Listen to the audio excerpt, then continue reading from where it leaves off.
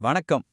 இந்தியாவுடைய எரிசக்தி கொள்கையில ஒரு பிரம்மாண்டமான மாற்றம் வரப்போகுது. அதாவது அணுசக்திய ஆமாங்க, நியூக்ளியர் பவர தனியாருக்கு குடுக்க போறாங்க. இது நம்ம நாட்டு வளர்ச்சிக்கு ஒரு பெரிய திருப்புமுனையா இருக்குமா? இல்ல மக்களோட பாதுகாப்ப கேள்விக்குறியாக்குற ஒரு பயங்கரமான முடிவா அமையுமா? வாங்க இத பத்தி ஆழமா பார்க்கலாம். நீங்களே கொஞ்சம் யோசிச்சு பாருங்களேன். இத்தனை வருஷமா அரசாங்கத்தோட முழு கட்டுப்பாட்டுல இருந்த நியூக்ளியர் பவர் பிளான்ட்ஸ இனிமே பிரைவேட் கம்பெனிங்க சொந்தமா கட்டி அதை இயக்குனா எப்படி இருக்கும்? நினைச்சு பார்க்கவே ஆச்சரியமா இருக்குல்ல? இது ஏதோ சின்ன விஷயம் கிடையாது. நம்ம நாட்டோட எதிர்காலத்தையே மாத்தி எழுதக்கூடிய ஒரு பெரிய முடிவு இது. இது ஏதோ சயின்ஸ் ஃபிக்ஷன் படத்துல வர்ற கதலாம் கிடையாது. இது நிஜம்.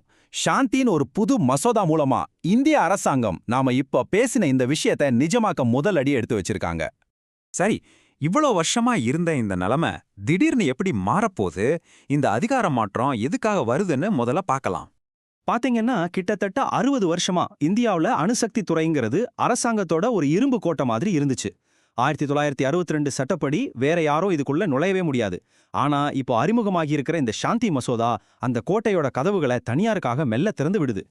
அப்போ அரசாங்கம் எல்லாத்தையும் விட்டுட்டு முழுசா வெளியேறியதா அப்படின்னு கேட்டிங்கன்னா இல்ல. இந்த புது மாடல் ஒரு பப்ளிக் பிரைவேட் பார்ட்னர்ஷிப் மாதிரி.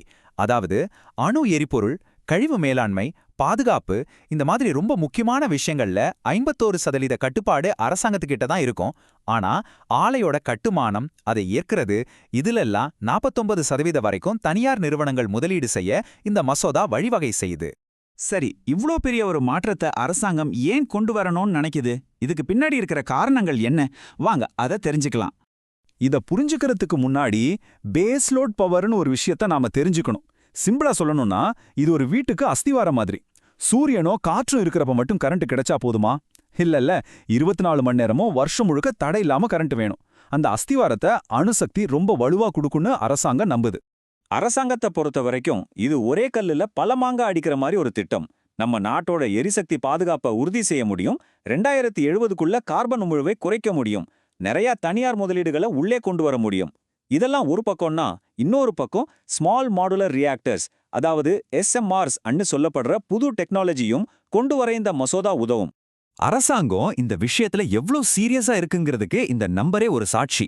புதுசா அட்வான்ஸ்டு நியூக்ளியர் ரியாக்டர் டெக்னாலஜி ஆராய்ச்சிக்காக மட்டும் சுமார் 20,000 கோடி ரூபாயை ஒதுக்கியிருக்காங்க.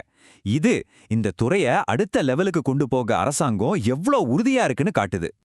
சரி, அரசாங்கத்தோட திட்டங்கள் எல்லாம் கேட்கறதுக்கு நல்லா தான் இருக்கு. ஆனா நாணயத்துக்கு இன்னொரு பக்கம் இருக்கிற மாதிரி இதுக்கு ஒரு 2 பக்கமும் இருக்குன்னு விமர்சகர்கள் ரொம்ப கடுமையா எச்சரிக்கிறாங்க. அவங்க எழுப்புற முக்கியமான கவலைகள் என்னென்னு இப்ப பார்க்கலாம். இந்த எல்லா விவாதங்களுக்கும் ஆணிவேர் ஒரே ஒரு கேள்விதான். ஒருவேளை நாம நினைச்சு கூட பார்க்க விரும்பாத ஒரு அணு உலை விபத்து நடந்தா அதுக்கு யார் பொறுப்பு? ஏற்பட்ட நஷ்டத்துக்கு யார் பணம் கொடுப்பான்? இங்கதான் ஒரு பெரிய புயலே கிளம்புது. பழைய சட்டப்படி ஒரு விபத்து நடந்தா ஆலையை இயக்குற ஆபரேட்டர் மட்டும் அல்ல, அதுக்கு உபகரணங்களை சப்ளை செஞ்சவங்களும் பொறுப்பேத்துக்கணும். ஆனா இந்த புது சாந்தி மசோதா சப்ளையரோட பொறுப்பை முழுசா நீக்கிடுது. இது ரொம்ப ரொம்ப அபாயகரமான ஒரு மாற்றம்னு விமர்சகர்கள் சொல்றாங்க. சரி, சப்ளையர் தான் பொறுப்பு இல்ல, ஆபரேட்டரோட பொறுப்பாவது அதிகமா இருக்குமான்னு கேட்டா அதுவும் இல்ல.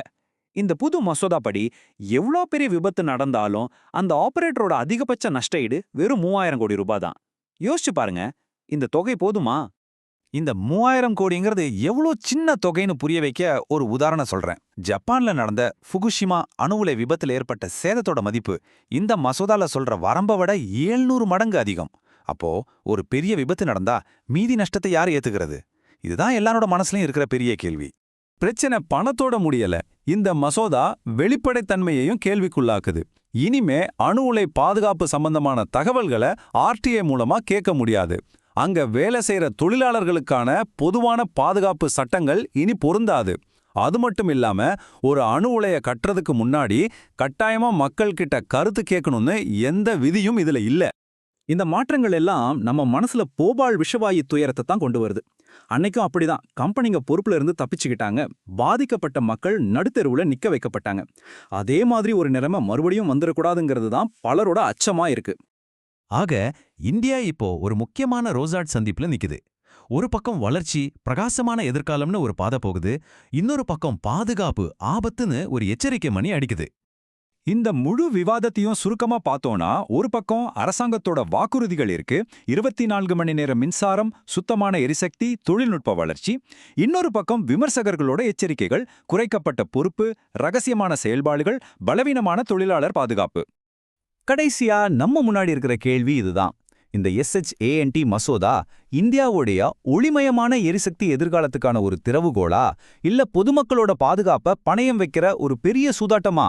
எடுக்க போற முடிவோட விளைவுகள் நம்ம தலைமுறையை மட்டும் இல்ல, வரப்போற பல தலைமுறைகளையும் பாதிக்க போகுது. இத பத்தி நீங்க என்ன நினைக்கிறீங்க?